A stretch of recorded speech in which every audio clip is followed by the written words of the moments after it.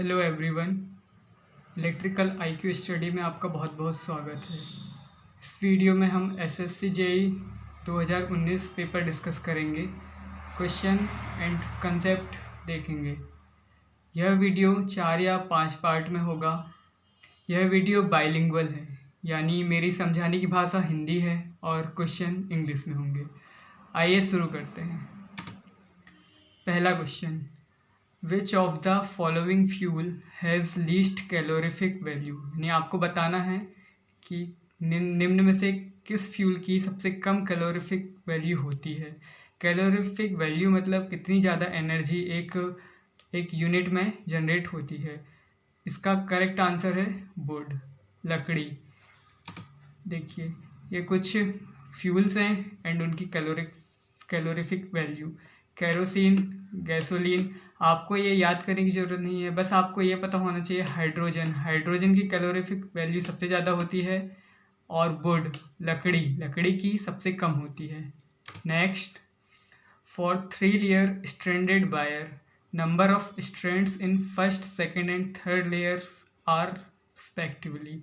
इस क्वेश्चन को सॉल्व करने से पहले हम देखते हैं फॉर्मूला क्या होता है नंबर ऑफ स्ट्रैंड्स कैलकुलेट करने का। ये देखिए, for standard conductor of n layer, अगर हमारे पास एन लेयर का एक स्टैंडर्ड कंडक्टर है तो उसमें टोटल नंबर ऑफ वायर होंगे वो इस फॉर्मूले से निकालेंगे। फॉर्मूला है 3n into n minus 1 plus 1, where n is number of layer. So जब n इज इक्वल टू 1 है, n इज इक्वल टू 1, उस कंडीशन में ये 0 हो जाएगा तो नंबर ऑफ वायर आएगा 1। जब n इज इक्वल टू 2 है, तब जब हम 2 इस पे रखेंगे तो वैल्यू आएगी 7। लेकिन क्वेश्चन में पूछा है कि सेकंड लेयर में कितना होगा, तो सेकंड लेयर में निकालने के लिए हम फर्स्ट लेयर से माइनस कर देंगे तो आएगा 6। सिमिलरली जब n इज इक्वल टू 3 होगा तब नंबर ऑफ वायर 19 आएंगे टोटल, लेकिन उनमें से हम सेकेंड लेयर और फर्स्ट लेयर का माइनस कर देंगे तो आएगा 12। सो answer will B C, 1, 6 and 12. Next, if n phi is equal to linkage flux, then the linkage flux per unit current is। Question कह रहा है n into phi is equal to linkage flux है, तब linkage flux पर unit current क्या होता है। सबसे पहले समझते हैं फ्लक्स लिंकेज। फाई जो होता है ये लिंकेज फ्लक्स होता है, n नंबर ऑफ टर्न्स होते हैं तो टोटल जो फ्लक्स आता है लिंकेज वो n फाई होता है। n phi linkage flux divided by current, जब हम इसको करंट से डिवाइड कर देते हैं तो इंडक्टेंस आता है, इसे हम इंडक्टेंस बोलते हैं। लीकेज कोएफिशिएंट होता है जब भी किसी भी कॉइल में दो कॉइल्स के बीच में दो कॉइल्स के बीच में जो फ्लक्स लिंक नहीं होता है उसका जो कोएफिशिएंट होता है वो लीकेज कोएफिशिएंट होता है। इंडक्टिव रिएक्टेंस होता है, इंडक्टेंस को जब हम 2 पाई f से मल्टीप्लाई करते हैं या ओमेगा से, ओमेगा l, वो होता है इंडक्टिव रिएक्टेंस। इंडक्टेंस देखिए, इंडक्टेंस क्या होता है, ratio of total flux linkage that is n phi through an inductor to current flow through it is inductance. इसका formula L is equal to n phi divide by I. Also एक दूसरा definition इसका, ratio of electromotive force to rate of change of current in an inductor is inductance. मतलब L inductance is equal to E is electromotive force or EMF induced divided by di by dt, rate of change of current. Magnetomotive force is analogous to electromotive force or voltage in electricity। जैसे electricity में और या electricity में जो voltage होता है उसके equivalent MMF होता है मैग्नेटिक में। इसका फॉर्मूला क्या होता है, NI, number of turns into current, ये होता है magnetomotive force. Next, an alternator has 9 slot pole, what is the value of pitch factor if each coil span has 8 slots. So एक अल्टरनेटर है जिसके 9 स्लॉट हैं, लेकिन ईच कॉइल स्पान जो है वो 8 स्लॉट का है। इसका मतलब ये एक शॉर्ट पिच है, एक स्लॉट पिच है। 9 - 8 एक स्लॉट पिच। इसने पिच फैक्टर पूछा है, पिच फैक्टर इसका क्या होगा? पिच फैक्टर जो होता है वो cos α/2 से हम निकालते हैं। cos अल्फ़ा, इसमें अल्फ़ा क्या होता है? अल्फ़ा एंगल होता है शॉर्ट पिच का, जो जितना हमने शॉर्ट पिच किया उसका एंगल होता है। तो अब सबसे पहले देखते हैं कि अल्फ़ा कैलकुलेट कैसे करते हैं। अल्फ़ा होता है 180 डिग्री हमारा electrical angle total, divided by total number of slot, that is 9, so it would be 20 degree. so 20 degree हमारा अल्फ़ा आ गया। अब हमें पता है कि एक स्लॉट शॉर्ट है, that means alpha is 20 degree, so α/2 will be 10 degree. So answer will be cos 10। Next, when only current source is active in the circuit, then find current through 10 ohm resistor। so हमें पता है कि जब सिर्फ current source active है तब voltage source short circuit हो जाता है, और अगर करंट सोर्स है तो वो ओपन हो जाता है। तो अभी सर्किट डायग्राम कुछ ऐसा आएगा। ये अभी हमारा सर्किट डायग्राम कुछ ऐसा है। यहाँ पे अपना करंट सोर्स है, ये हमारा R1 है, ये R2। करंट डिवाइडर रूल लगाएंगे इसमें, तो I1 = R2/R1 + R2। यदि हमें इस ब्रांच में करंट निकालना है तो इसका रेसिस्टेंस ऊपर रहेगा डिवाइड बाय दोनों का सम।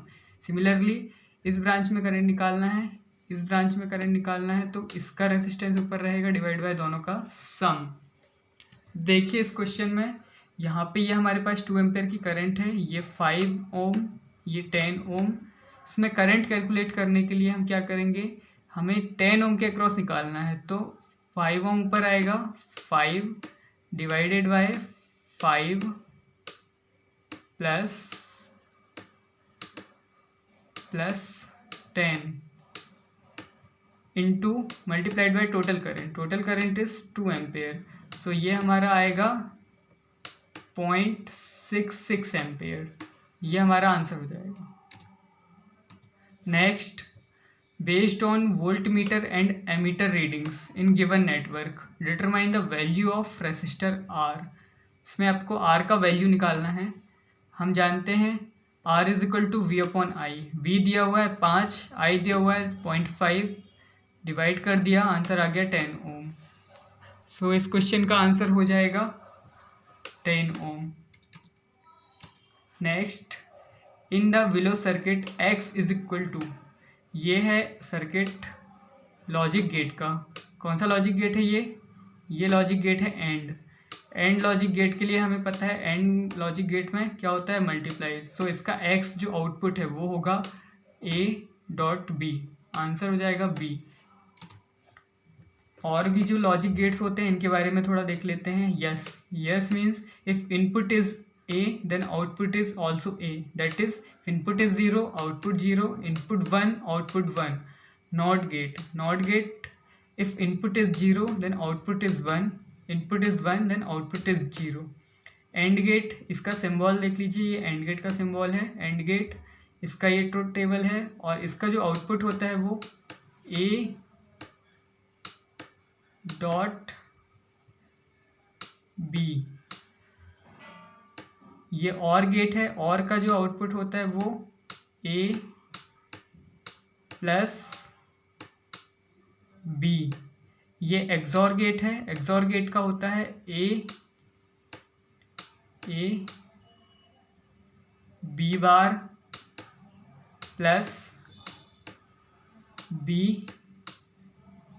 A bar. NAND गेट का होता है A.B whole bar. NOR gate का होता है A+B whole bar. XNOR gate का होता है XOR गेट का जो भी आउटपुट होता है उसका होल बार। अब आप इसमें एक चीज़ और ध्यान रखिएगा, NAND gate and NOR gate, these are the universal gate, and NOT gate, AND gate and OR gate, these are the basic gates. Next, which of the following is a function of moderator in nuclear reactor. Nuclear reactor जो होता है उसमें moderator है, moderator का क्या काम होता है? मॉडरेटर का काम होता है controlling chain reaction. Chain reaction को कंट्रोल करने के लिए मॉडरेटर यूज़ करते हैं। ये देखते हैं न्यूक्लियर रिएक्टर में क्या क्या चीज़ें होती है। क्लैडिंग, क्लैडिंग जो हमारा मेन फ्यूल होता है। प्रोटेक्टिव मटेरियल, प्रोटेक्टिव मटेरियल जो होता है सराउंडेड बाय द फ्यूल, इसे हम बोलते हैं क्लैडिंग, जो एक लेयर होती है फ्यूल के around. Control rod, control rod जो चेन रिएक्शन को कंट्रोल करते हैं। इसके एग्जांपल्स आपको पता होने चाहिए, जैसे boron, cadmium rod. Enrich uranium, ये हमारा फ्यूल होता है। Uranium having a 235U isotopes. Then metal oxide fuel, in which fuel has one oxide, that means इसमें एक हम इसका ऑक्सीडेशन कर देते हैं। मॉडरेटर, मॉडरेटर क्या होता है? Material used in nuclear reactor to deaccelerate neutron from high velocity, और ये चेन रिएक्शन को कंट्रोल करता है। Example, heavy water, graphite. Reflector, reflector क्या होता है? Layer of material surrounding the core of nuclear reactor. जो कोर, न्यूक्लियर रिएक्टर की कोर होती है उसमें एक लेयर होती है, वो रिफ्लेक्टर होती है। ब्लैंकेट होता है जो ऊपर से पूरा कवर होता है जिससे कि रेडिएशन बाहर ना जाए। नेक्स्ट, वोल्टमीटर सोन इन सर्किट रीड्स। हमें बताना है वोल्टमीटर ये जो लगा हुआ है ये कितना रीड करेगा। तो हमें पता है ये 24 वोल्ट है। वोल्टेज डिवाइडर लगाया है यहाँ पे। वोल्टेज डिवाइडर क्या होगा? जिस रेजिस्टेंस के अक्रॉस निकालना है वो ऊपर आएगा यहाँ पे 250 डिवाइड बाय 250 प्लस 250 इंटू 24, ये हो जाएगा 12 वोल्ट। देखिए voltage divider rule. We output यहाँ पे है, इसको निकालने के लिए जिसके अक्रॉस हमें निकालना है वो ऊपर डिवाइड बाय दोनों का sum into total voltage. Next, with the current direction marked in the circuit the net voltage applied. देखिए इसमें ये करंट का डायरेक्शन दिया हुआ है, हमें नेट वोल्टेज निकालना है। यहाँ पे KVL लगाएंगे, -V1 plus R1 into I plus V2 plus R2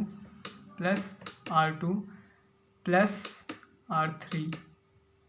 सो हमें यहाँ पे बताना है टोटल वोल्टेज अप्लाइड कितना है। सो टोटल वोल्टेज अप्लाइड जो होगा वो V1 और V2 ही होगा। सो ये वैल्यू हो जाएगी -V1 प्लस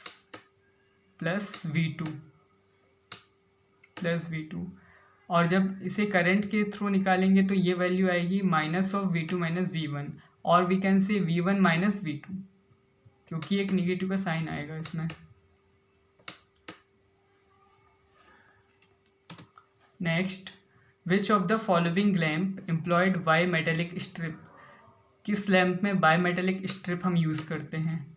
इसका आंसर होगा फ्लोरोसेंट लैम्प। फ्लोरोसेंट लैम्प में हम एक बाई मेटेलिक स्ट्रिप यूज़ करते हैं। Next, 3 lamps are connected in series across 120 volt supply. 3 lamp और 3 बल्ब्स 120 वोल्ट सप्लाई में सीरीज में कनेक्टेड हैं और टोटल करंट 1.5 एम्पेयर का ड्रॉ होता है। If resistance of 2 of the lamps are 30 ohm, then the what is the value of resistance of third lamp. में third lamp के रेजिस्टेंस का वैल्यू बताना है। सिंपल क्वेश्चन है। देखिए सीरीज में है तो total current I = V/R equivalent. यहाँ से R इक्विवेलेंट निकल जाएगा, टोटल V है 120 वोल्ट डिवाइड बाई 1.5 बराबर 80 हमारा R इक्विवेलेंट टोटल रेसिस्टेंस आ गया। सो R3 तीनों सीरीज में है तीनों resistance. So R equivalent -R1 - I2, 80 - 30 - 30 answer हो जाएगा 20। सो इसका करेक्ट आंसर होगा 20। Ratio of average energy demand to maximum demand during a specific period is. So ratio average energy demand to maximum demand का ratio जो होता है वो load factor होता है, इसे हम लोड फैक्टर बोलते हैं। कुछ अदर फैक्टर्स भी देखते हैं, जैसे कनेक्टेड लोड। कनेक्टेड लोड क्या होता है? Sum of continuous rating of all equipment. जितने भी इक्विपमेंट हैं उनका सबका रेटिंग को जोड़ दें तो कनेक्टेड लोड। मैक्सिमम डिमांड क्या होता है? Greatest demand of the load, जितने भी लोड हैं उन सब में जो सबसे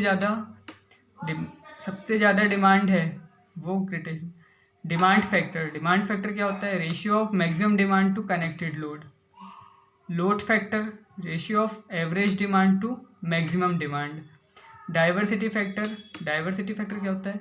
ratio of sum of individual maximum demand. Individual maximum demand उनका सम कर दें और उसका रेशियो कर दें किसके साथ में? Maximum demand of whole system, तो डाइवर्सिटी फैक्टर निकल जाएगा। ठीक है। प्लांट कैपेसिटी फैक्टर क्या होता है? एक्चुअल प्रोड्यूस एनर्जी, अभी हम कितनी एनर्जी प्रोड्यूस कर रहे हैं, divided by energy that could have been produce, maximum कितनी कर सकते हैं, plant capacity factor. Next, an electric motor in which both stator and rotor fields rotate with same speed is called. एक electric motor जिसमें stator rotor दोनों में जो synchronous field होती है वो सेम स्पीड होती है, उसे हम क्या बोलते हैं? तो उसे हम कहते हैं सिंक्रोनस स्पीड। डीसी मोटर में सिंक्रोनस का कंसेप्ट नहीं होता है। इंडक्शन में आइदर ज़्यादा होगा या कम होगा स्पीड, यूनिवर्सल मोटर में नहीं होता है। तो इसका आंसर हो जाएगा सिंक्रोनस मोटर। आइए हम देखते हैं सिंक्रोनस स्पीड क्या होती है। सिंक्रोनस स्पीड जो निकालते हैं, N S is equal to 120 into F by P, where F is frequency, line frequency, P is number of poles. Slip जो होती है, slip is equal to N S minus N divide by N S, where N S is synchronous speed, N is the rotational speed. ये induction motor में होता है। Next, the skin effect does not depends on. Skin effect किस चीज़ पे depend नहीं करता है? इसका आंसर है operating voltage. Shape of the conductor पे स्किन इफेक्ट डिपेंड करता है, डायमीटर ऑफ कंडक्टर पे करता है, फ्रिक्वेंसी पे भी करता है। ये देखिए स्किन इफेक्ट क्या होता है? The non uniform distribution of electric current over the surface और the skin of conductor. Skin effect की वजह से जो इसके ऊपर नॉन यूनिफॉर्म लेयर आ जाती है करंट की, उसे हम स्किन इफेक्ट कहते हैं। ये जब डीसी है, डीसी के लिए करंट पूरा फ्लो होगा, लेकिन जैसे ही एसी आता है और उसका कुछ फ्रिक्वेंसी होता है तो रेसिस्टेंस नॉन यूनिफॉर्म हो जाता है और करंट लेयर से फ्लो होने लगता है ऊपर से, और जैसे ही हाई वैल्यू ऑफ फ्रिक्वेंसी होती है तो ये रेसिस्टेंस और ज़्यादा बढ़ जाता है और ये लेयर में फ्लो होने लगता है। तो फैक्टर्स अफेक्टिंग स्किन इफेक्ट, और कौन कौन से फैक्टर हैं जो स्किन इफेक्ट को अफेक्ट करते हैं? फ्रिक्वेंसी, तो ये फ्रिक्वेंसी बढ़ेगी तो स्किन इफेक्ट बढ़ेगा। डायमीटर बढ़ेगा कंडक्टर का तो स्किन इफेक्ट बढ़ेगा। शेप ऑफ द कंडक्टर कैसा, किस शेप में है उसके अकॉर्डिंग, सॉलिड है, हॉलो है, उसके अकॉर्डिंग भी स्किन इफेक्ट वेरी करता है। टाइप ऑफ मटेरियल जो यूज़ कर रहे हैं हम, अकॉर्डिंग टू उसकी जो परमीबिलिटी है उसके हिसाब से भी स्किन इफेक्ट कम ज़्यादा होता है। Next, a synchronous motor runs at 600 RPM, which of the following case is true. मैं बताना, एक असिंक्रोनस मोटर है जो 600 RPM पर घूम रही है, उसके हिसाब से हमें ये बताना है। तो हमें पता है formula, N S is equal to synchronous speed is equal to 120 into F divide by P. So हम हिट एंड ट्रायल मेथड से चेक करेंगे। For F is equal to 60 and P is equal to 12, ये हमारा 600 RPM आ जाएगा। तो इसका answer होगा C, P is equal to 12 pole, F is equal to 60 hertz. Next, if an AC circuit is supplied with active power of 500 watt, active power 500 watt है, reactive power 500 VAR है, then load power factor बताना है हमें। Power factor क्या होता है? Power factor होता है active power divided by apparent power. Power triangle discuss करते हैं। ये एपरेंट पावर है और टोटल पावर, ये एक्टिव पावर है और ये रिएक्टिव पावर है। तो हम जानते हैं कि P is equal to VI cos phi, ये कॉस टर्म जाएगी, and reactive power Q is equal to VI sine phi और साइन थीटा। तो total S is equal to P square plus Q square. KVA is equal to, और this is the unit of S, unit of P and unit of Q। So KVA is equal to under root K kilowatt square plus kilo VAR square.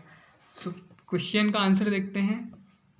Active power 500 watt, reactive power 500 watt, that means angle is 45 degree. So So power factor will be cos 45, that is 1/√2. Next, split phase capacitor sided pole single phase motors classified as. So these are the type of single phase induction motor. Single phase induction motor होती हैं ये सब, split phase, capacitor and shaded pole single phase. Next, identify the machine shown in the circuit. ये है circuit दिया हुआ है, इसमें बताना है कौन सी मशीन है. देखिए डीसी मोटर 4 टाइप के होते हैं. ये सबसे पहला separately excited, shunt, series and cumulative. Cumulative compound में 2 टाइप के होते हैं. एक होता है लॉन्ग शंट, जिसमें शंट जो है, शंट रेसिस्टेंस वो सीरीज रेसिस्टेंट और आर्मेचर के अक्रॉस कंप्लीटली कनेक्ट होता है. एक होता है शॉर्ट, जिसमें शंट जो है वो सिर्फ आर्मेचर के अक्रॉस ही कनेक्ट होता है. क्वेश्चन देखते हैं. ये इसमें देखिए ये जो ये शंट है, ये पूरा सीरीज और आर्मेचर के अक्रॉस कनेक्टेड है, तो ये हो जाएगा long shunt. So answer would be TC long shunt compound generator. Next, 2 valve of 230 volt 60 watt 230 volt 100 watt are connected in parallel across supply mains. Then both will glow equally bright.